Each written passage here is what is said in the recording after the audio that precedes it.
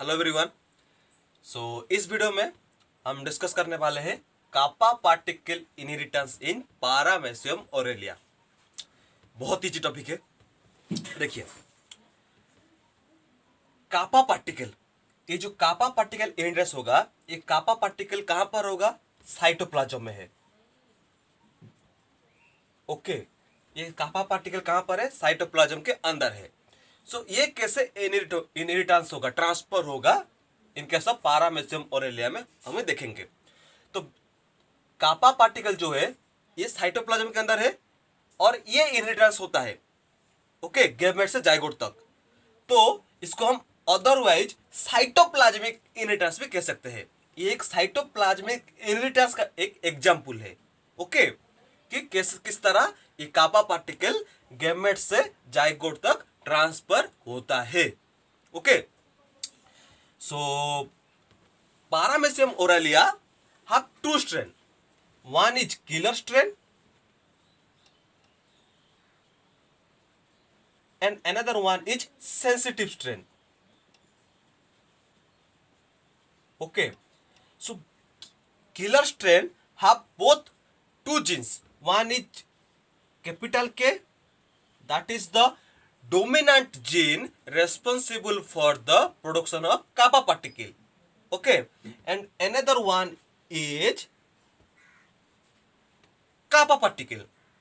Okay, this one is dominant gene responsible for producing kappa particle, and this is the kappa particle.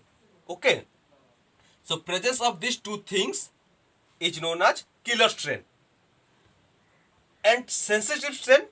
अगर इन दोनों में से कुछ भी एक भी अगर एब्सेंट है तो उसको हम बोलेंगे sensitive strain okay. So basically the kappa particle producing a toxic substance known as paramycin, and that will kill the sensitive one okay.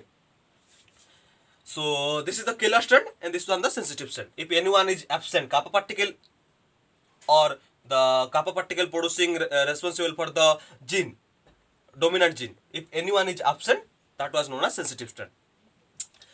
तो अब हम कंजुगेशन करेंगे। तो कंजुगेट बेसिकली करेंगे क्योंकि ये तो सेक्सुअली नहीं हो सकता, ट्रांसफर नहीं हो सकता, तो थ्रू कंजुगेशन होगा। और ये नेचुरल मीडियम में नहीं हो सकता क्योंकि नेचुरल मीडियम में अगर होगा तो जो टॉक्सिन सब्सटेंस प्रोड्यूस करता है वो killer one, that will kill the sensitive one. So artificial medium में अगर हम इसको कंजुगेट करेंगे, सो the killer strain, this was the killer strain okay, this one the killer strain okay. The presence of both killer strain and as well as conjugate, sorry, presence of killer strain and as well as presence of kappa particle, एक kappa particle है okay, and this one is the sensitive strain जिसके पास small k okay, capital K, ये sensitive one है। अगर इन दोनों में conjugation होता है okay less than 3 minute okay, दो पहलू है इसका, एक है मोर देन 3 मिनट और एक है लेस देन 3 मिनट। अगर लेस देन 3 मिनट अगर इनका कंजुगेशन होता है तो कंजुगेशन ब्रिज फॉर्म होगा ओके, कंजुगेशन ब्रिज फॉर्म होगा स्मॉल के कैपिटल के कंजुगेशन ब्रिज फॉर्म होगा ओके। कंजुगेट ब्रिज फॉर्म होने के बाद क्या होगा?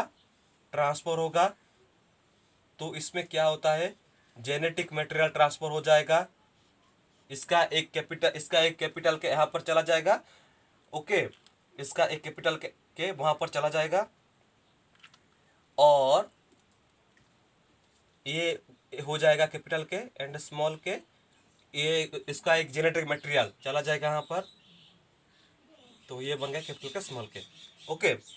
तो less than 3 minute the conjugation is occurs, that's why the cytoplasm or the kappa particle which is present in the cytoplasm that cannot transfer to the sensitive one okay. So basically क्या होता है, इसका खुद का जो था कापा particle वो यहाँ पर रह गया, तो बेसिकली ये ओरिजिनली किलर स्ट्रेन था, इसीलिए किलर स्ट्रेन की बन के रह गया, और ये सेंसिटिव रह गया क्योंकि इसके पास dominant gene responsible for kappa particle तो है, कैपिटल के तो है, लेकिन कापा पार्टिकल नहीं है। सिर्फ dominant gene responsible for the kappa particle ही है, इसलिए ये सेंसिटिव हो गया, ये किलर हो गया। Okay, this is the first case.